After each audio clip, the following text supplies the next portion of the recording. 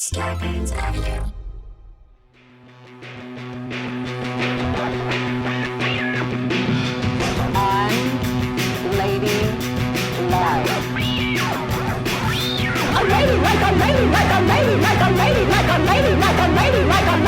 Unladylike. I've had enough.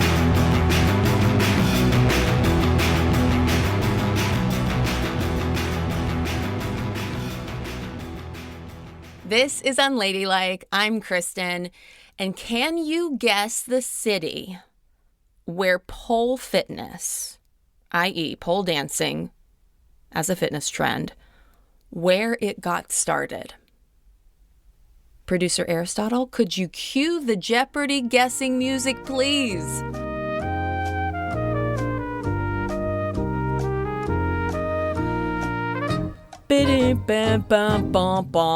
Thanks to Crimson Misty and A.M. Davies of Yes, a Stripper podcast, I now know the answer is Vancouver, Canada. Insert exploding head emoji. That was me when I learned that. But apparently in the 1980s, Vancouver's laws around liquor licenses and whatnot made it a strip club friendly spot. Strippers also counted as, employees doing, work. And these club owners in Vancouver were like, okay, things are really starting to pop off and we want to keep the quality of our dancers high.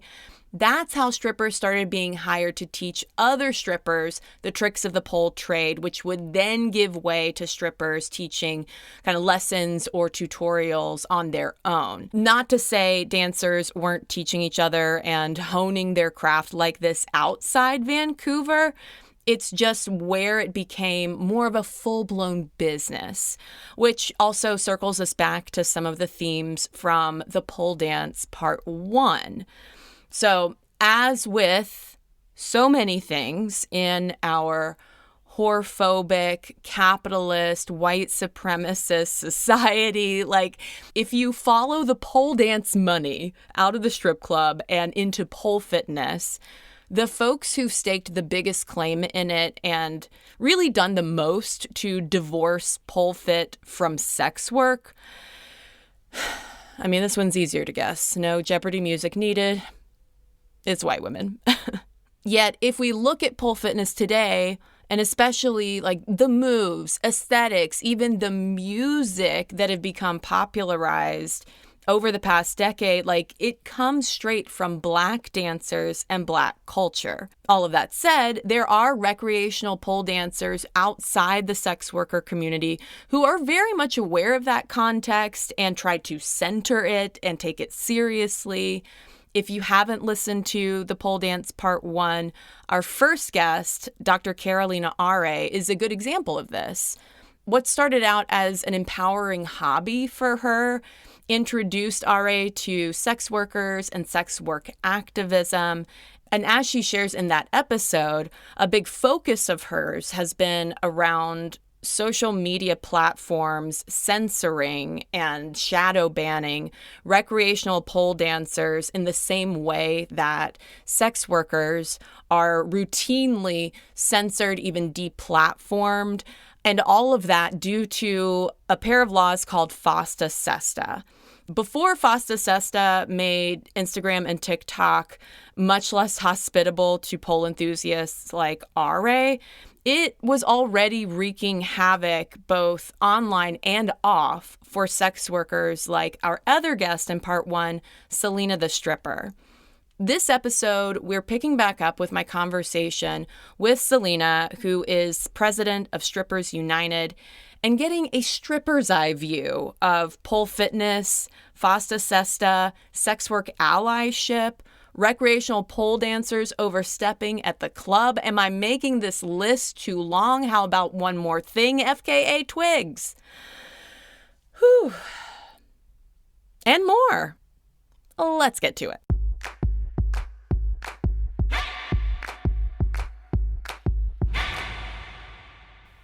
As you know, I found you through a piece you wrote last November for Tryst titled Polefit Treatise. And I just want to read the poll quote that says, Until we are all truly free, certain cultural practices should remain off limits to outsiders. Could you give listeners a sense of what your treatise outlines and why you wanted to lay it all out? So this has been an ongoing conversation in my community. And one of my favorite people, Vixen Temple, had written this essentially an ethical guide to doing pole fitness. And that involved hiring strippers to be your instructors, paying homage to strippers as the originators of the craft, not divorcing yourself from its origins in sex work, doing what you can to support sex work labor movements and to advocate for sex worker rights, and just generally like being a good ally to the community. And these are like very good harm reduction takes to this particular problem. But then my other friend, who is an illustrator for Tris, Star, said that there was something that was missing from Vixen's article, which is that strippers are really tired of pole fit. And it's a mix. Okay, so like definitely strippers, there's different levels of engagement. The baby strippers really kind of entered the industry with pole fit already being this cultural force. And a lot of them took pole classes and felt like they needed to take pole classes in order to be a stripper. And they may have really benefited from being involved in that culture. And so they might have a kind of pragmatic, I guess, take on this. And then there are some of the older strippers or strippers who transitioned out of stripping into being pole fit instructors, who they want to support their life. They wanted to transition out of the sex industry. And this is like a good way that they could utilize skills that they spent however long honing, and a way to remain in contact with this culture that's like often very formative for people. Whenever you leave the industry, it can feel like you're losing a part of yourself, like you're losing a part of your identity. But then the flip of it is this like inherent tension that is going on between people who are enthusiasts, who enjoy pole fit for the self-expression that it can offer. A lot of people say that it is liberatory, that it encourages them to tap into their sexuality and sensuality and gives them new ways to appreciate their bodies, while the material conditions behind it are so violently unjust for the people who originated it, for the community who pioneered this practice. And so I took a critical perspective kind of looking at that tension. And I personally came to the conclusion that I don't think that there is a way to like participate in pole fit ethically right now as it is if you're not a sex worker. I make exceptions for sex workers and trans people who would not be allowed within the club, or other people who are marginalized and unable to work in the club who would if they could. But again, this is like very nuanced. I wanted to add a level of critical thought to this conversation that is often framed as just kind of like, it's cool and pretty and I'm having fun. And what harm is it causing? And I wanted to talk about that harm. One thing that you also highlight is how pole fit, certain aspects of that have also appropriated to an extent sex work discrimination, particularly like post FosterSesta. Could you talk a little bit about that and the shadow ban of it all? Yeah, so FosterSesta, these are two bills: fight online sex trafficking and stop enabling sex trafficking. So these are two bills, I would say ironically, they were targeting mostly Backpage, but also a bit of like Craigslist Personals and other escorting sites, or sites that like allowed for escorts to post ads. And so there was essentially this concern that these platforms were like enabling sex trafficking, but only kind of, because at the same time, a lot of these platforms, Backpage included, were working in conjunction with law enforcement to kind of guide them toward catching the culprits of sex trafficking, while, you know, being able to post ads and being able to like enable escorting is a tricky thing for many people. It's also a lot easier to catch people whenever it's in the open, whenever have a page where you can find the people, like this is where we congregate. But whenever you take that away, people scatter. And you lose a lot of those correspondences that can help you track people who are very dangerous. And also what happened was a lot of the networks of sex workers that were creating things like bad date pages and other forms of kind of outing predators within the community to other sex workers so that, we could know, okay, be careful with this guy, he's dangerous. A lot of those things were also erased with FosterSesta. So what it did was it closed this loophole that essentially was saying that online platforms were not responsible for the content that users created. So they could not be held legally liable for whatever outsiders were saying on their platforms, which is a good thing for free speech, I think people should be able to say what they want. And I think that there should be, these platforms should not, have to be censoring people or be highly moderating, like how people are able to engage in discourse or what they're allowed to say or to whom. But FosterSesta said, well, actually, you can be held liable for sex trafficking stuff, and you can be held criminally liable and financially liable and all kinds of other legal liabilities.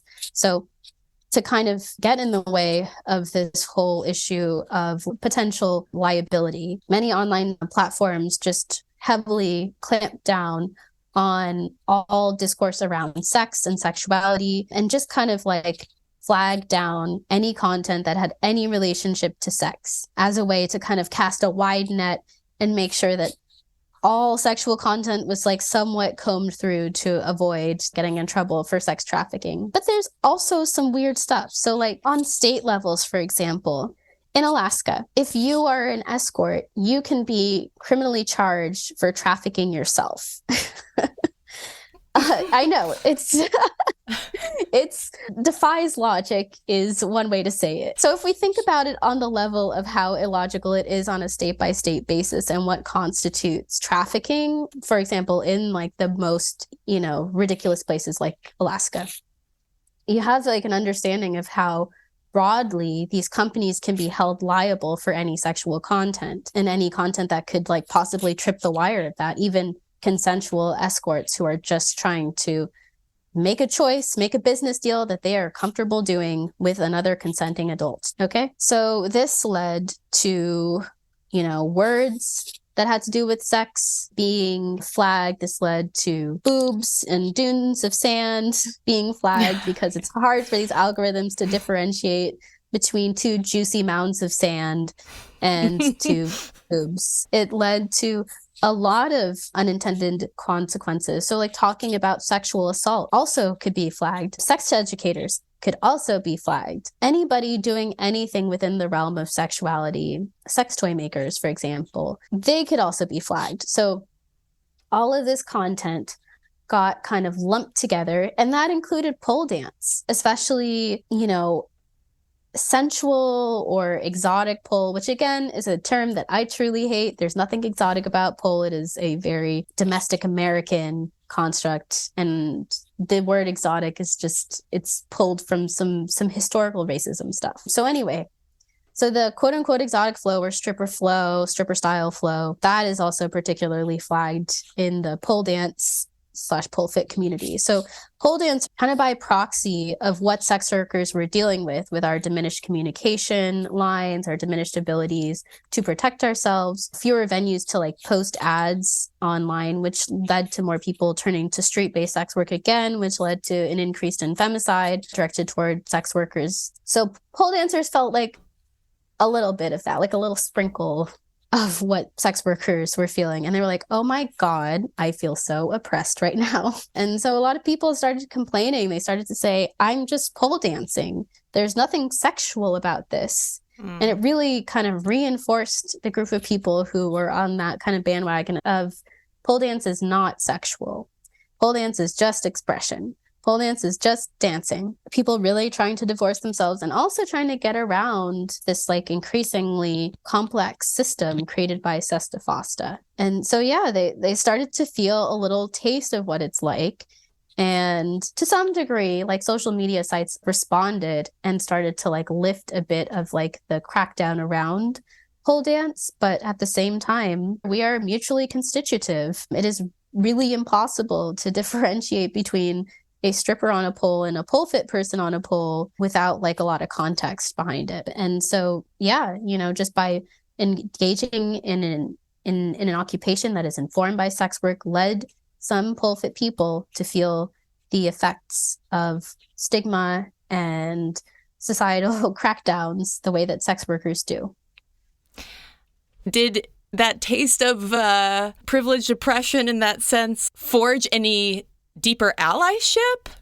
To some degree, I think that there became a bit of awareness about this issue because I think a lot of pole dancers were just like really unaware. And I think a lot of them continue to be unaware, whether it be because they choose to be unaware or because they don't want to engage with, discourse around sex work, but they were kind of forced to.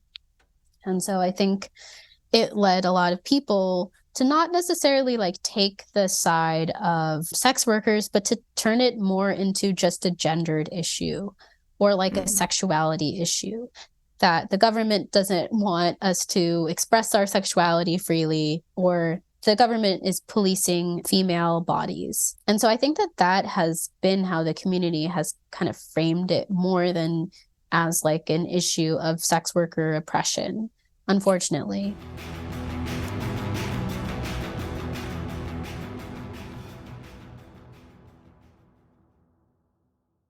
Everybody has had them, everybody can relate to them, and now it's time to laugh at them.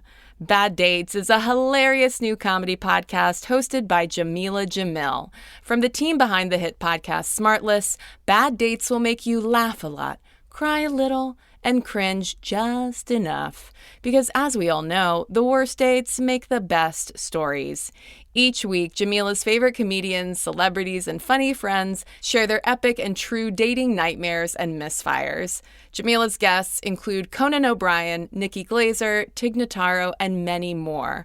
Plus, you'll also hear from listeners who share their own dating disasters, like the tale of the guy who could only get frisky on top of a pile of stuffed Garfield toys, or the enraged beauty queen with food poisoning who chased her date through a kitchen window. There's even a bad date that involved gay Bigfoot. And as someone who was taken on a date to the gun section of a Kmart, I know I'm already in love with the new show Bad Dates, and I think you'd be into it too. Follow Bad Dates wherever you get your podcasts. You can listen early and ad-free on the Amazon Music or Wondery app.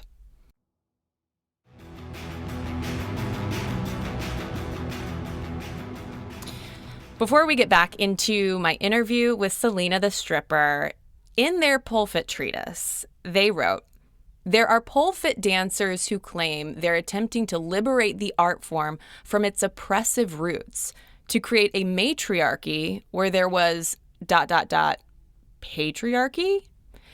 One of the polefit dancers Selena's alluding to there is FKA Twigs.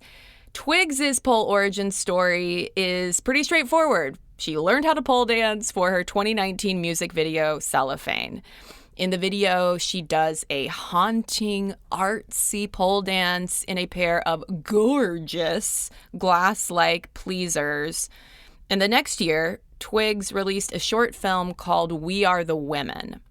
A title card at the beginning of it reads, "In late 2019, FKA Twigs traveled to perform at Afropunk Festival in Atlanta. There she joined forces with healer and spiritual leader Queen Afua to host a moon dance in celebration of the sacred woman. After the moon dance, Twigs led the women to Blue Flame, Atlanta landmark and the city's first black strip club. Summoning the divine feminine, together they created an environment in which women danced for each other." And in this 4-minute film, we see this montage from the moon dance held on the stripper stage at the Blue Flame. And then you get crosscuts of FKA Twigs pole dancing while performing Cellophane earlier in the night at Afropunk. And then her at the Blue Flame taking to the pole. And it ends with her back in the dressing room doing her makeup alongside the club's actual dancers. And why am I telling you all of this? Well, it's just some helpful context for when Twigs comes up in this next bit of my conversation with Selena.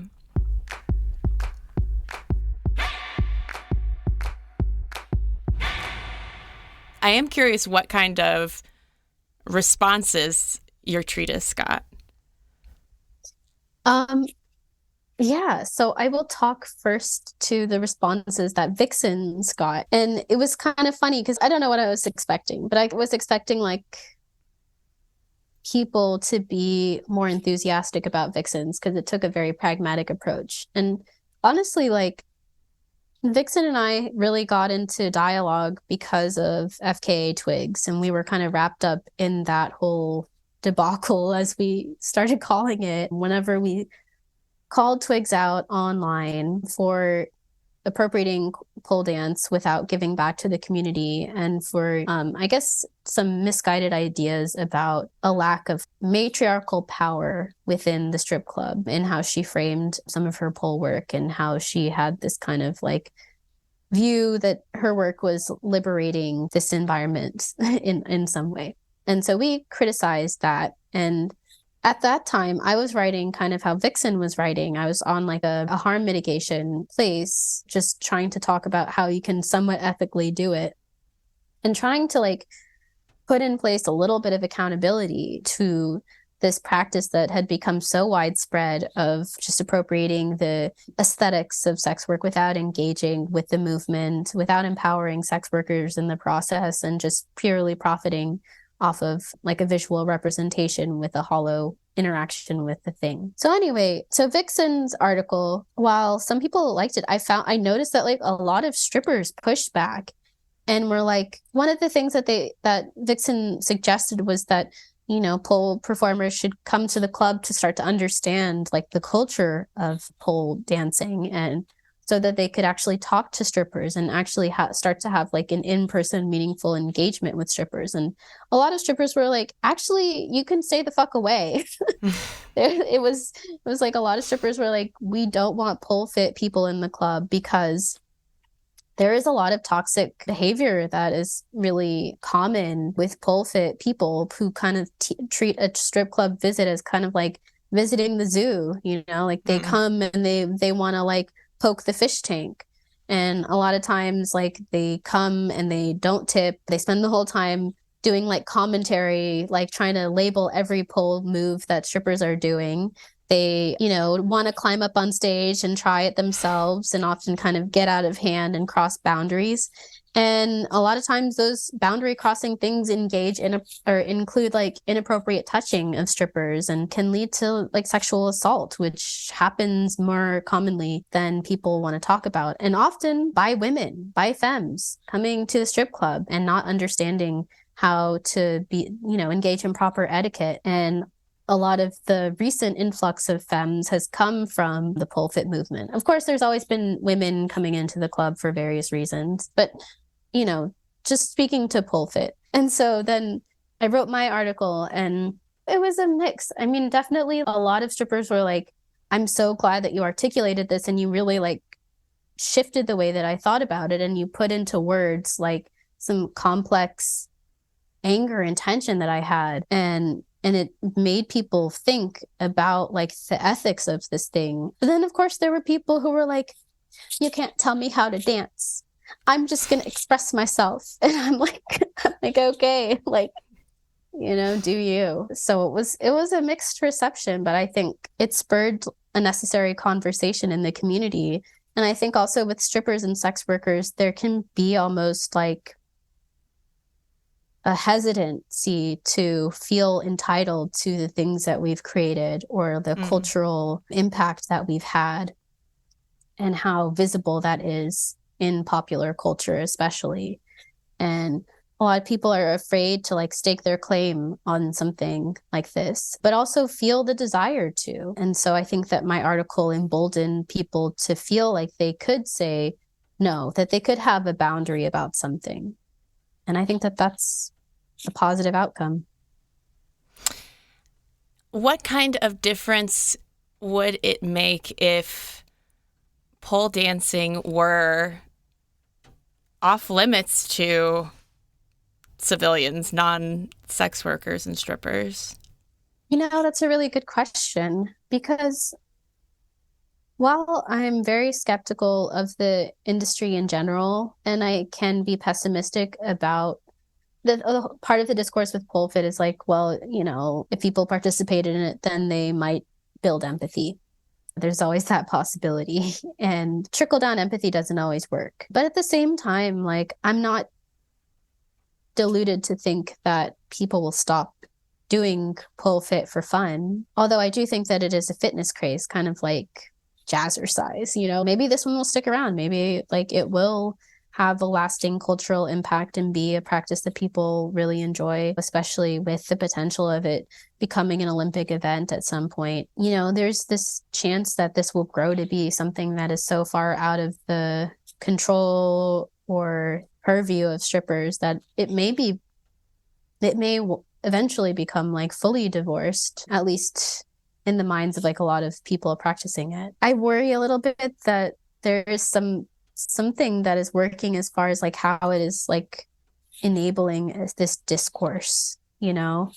It is kind of like forcing femme people to have this like engagement of like, even if it is like unequal level of shared oppression, you know, it is still like a bit of shared oppression, and there can be some uniting around that.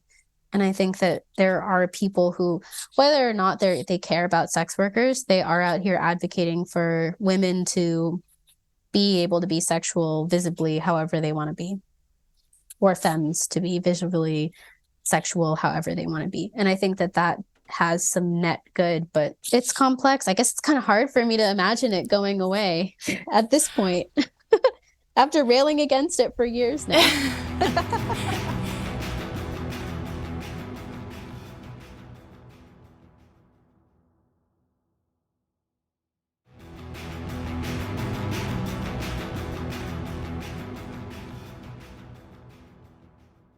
Now, if you know anything about strippers' decades-long fight for basic workers' rights in the U.S., then you've probably heard of the Lusty Lady. In 1996, the Lusty Lady in San Francisco became the first U.S. strip club to successfully unionize. Dancers at the club performed on a stage as well as in peep show style booths. And in the early 90s, they started getting fed up with sketchy payments, no sick days, and Black and non-Black dancers of color receiving fewer shifts, less stage time, and even being fired at random more often than their white coworkers. And I should say, like, that is not a historical problem left in the past. That is still very much an ongoing issue in strip clubs. When the Lusty Lady dancers first approached management with their demands, they were told that, quote, "Taking off clothes in a peep show is not real labor so much as an enjoyable part-time job," end quote. It took 2 years and organizing help from the Exotic Dancers Alliance and Bay Area Sex Worker Advocacy Network to prove that, yeah, motherfuckers, it is real labor. And that is how they formally unionized within the Service Employees International Union. The following year, in 1997, the union successfully negotiated a contract with Lusty Lady management, granting dancers a pay raise, sick leave allowance, and no more one-way windows or cameras in those peep show booths. The one concession in there that directly benefited dancers of color was that they could now swap shifts with any other dancer, whereas before, they were only allowed to swap with dancers who physically resembled them. And since the club hired mostly white women, that left dancers of color with far fewer options if they couldn't make a shift. I highly recommend Siobhan Brooks's book, Unequal Desires, Race and Erotic Capital in the Stripping Industry, if you want to go deeper. Brooks was actually a dancer at the Lusty Lady during this era of organizing and even filed a racial discrimination complaint with management who, shocker, gave less than 0 fucks. They write in the book that unionization was a big win for the sex workers movement, and yet some unfinished business remains in the role of race and stratification in U.S.-based sex work, especially in exotic dancing. And I just have to say for the record, exotic dancing, not the best term. Brooks highlights how this racial stratification plays out in terms of dancers of color tending to work in strip clubs in rougher neighborhoods, in clubs that are more often targeted by police raids. Clubs often charge them higher stage fees in order to work. Like, in an already very broken system, the folks who bear the brunt of this are ultimately Black and non-Black dancers of color. Full stop. When the Lusty Lady closed for good in 2013, that took the number of unionized strip clubs in the U.S. back to 0. But it's not for lack of trying, y'all. For just one example, dancers at North Hollywood's Star Garden Topless Dive Bar have been going toe-to-toe with club management since 2021, documenting allegations of workplace sexual assault, non-consensual filming by customers, and verbal harassment from club staff. They are now on the verge of unionization through Actors Equity, and Selena will share more about the organizing happening right now in NoHo later in the episode. All of the polefit discourse, pole dance discourse, does it feel like it has also taken any attention away from the labor organizing and workplace struggle within strip clubs along the lines of Strippers United that's happening?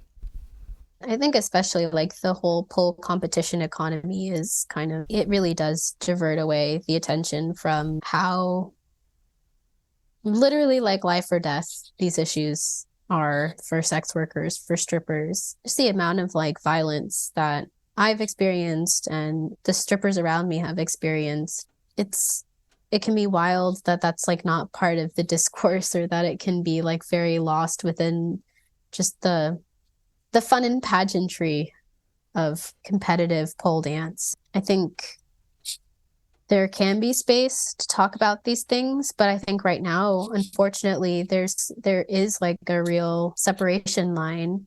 But I will say that I've seen some progress since I started talking about this. It really kind of started off in this place where people were really resistant to these criticisms of the pole fit industry, especially people who were like really invested in just dancing for the sake of dancing. But now it's shifted.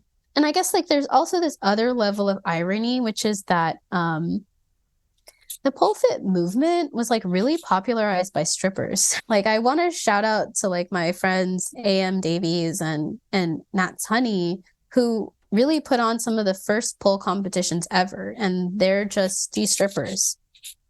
And so this really started off as just like a celebration of this dance form that strippers made by strippers for us, to feel a little bit of celebration of our talents and of something that was so deeply stigmatized that our mothers cried over, our fathers also cried over, that we lost families over. It was like a place where, you know, you could celebrate this special talent among people who understood that it was a special talent. And then there was like the shift of kind of secularizing it, I guess, taking it away from the club. But now I've noticed that there's kind of a shifting back toward re-engaging with the sex work struggle and the issues of strippers. And we have allies. I mean, so United Pole Artists, for example, was started by A.M. Davies. And it continues to be maintained by other people who are just pole enthusiasts. But those pole enthusiasts have shown up on the picket line at the Star Garden protest. They've shared the campaign with their followers and on this massive platform. And so I see some positive shifts, and I see that there is like this new engagement, and I see that people are starting to think critically and wanting to do something ethical about it, because people enjoy pole dance. It's fun, it's cool, it takes a lot of strength and talent to be able to do it. And people don't want to be shitty. I think a lot of pole dancers do not want to just be doing something shitty. A lot of pole dancers identify as feminists. A lot of pole dancers want to support sex work. They want to continue pole dancing, and they want to figure out how they can have some healthy middle ground. So, maybe we're getting there. Is there anything that I haven't asked you about or we haven't touched on that you want to make sure listeners know? If you want to know what's going on with one of the most remarkable stripper protests since the Lusty Lady protest that happened, and subsequent unionization and cooperativization of a strip club up in the Bay Area back in the day, you should follow Stripper Strike NoHo at Stripper Strike NoHo, NOHO, on Instagram for updates. Some really cool stuff is happening. The group of strippers are hoping, so the club that they picketed for, it was from March until November. I'm not going to do math because my brain isn't doing that right now, but they were protesting nonstop for months. We were out there, we were raising hell. So after all of that, the strip club owners filed for one kind of bankruptcy, and that is to avoid having to classify all of the dancers who voted successfully to unionize as a union.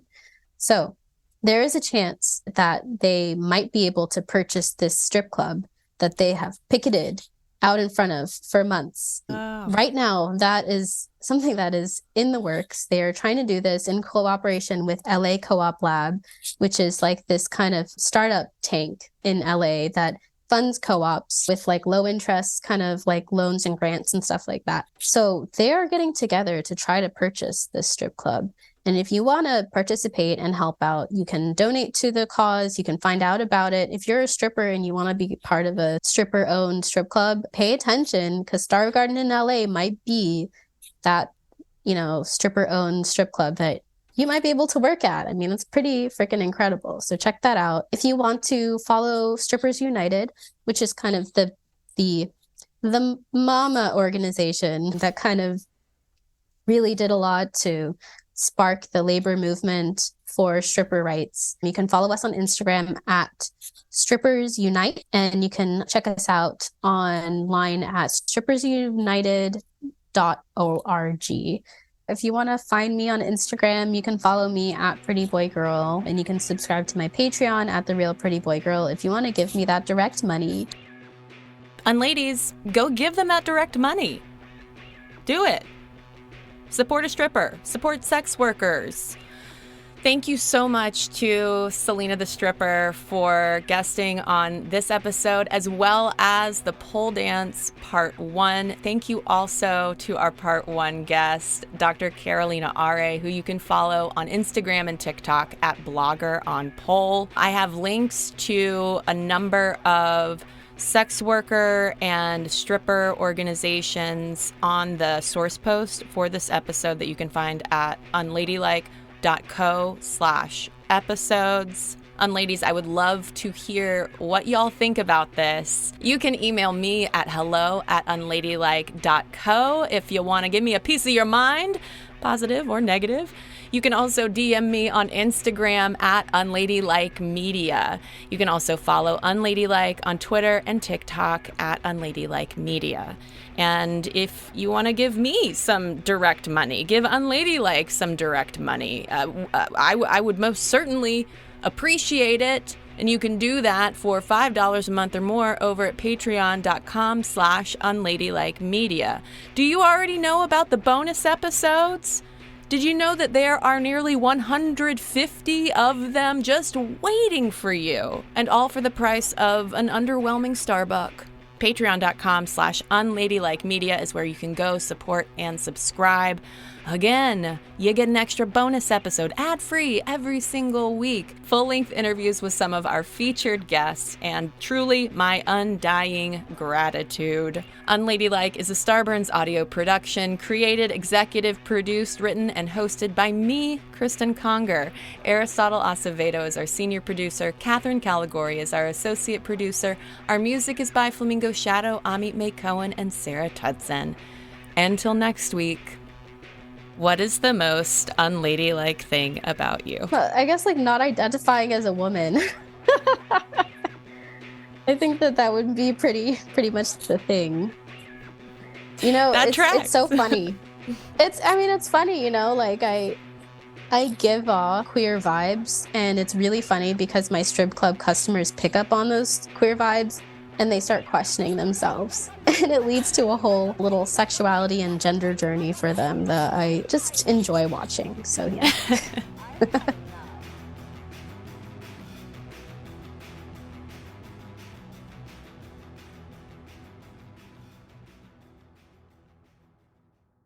Starburns Audio, a podcast network.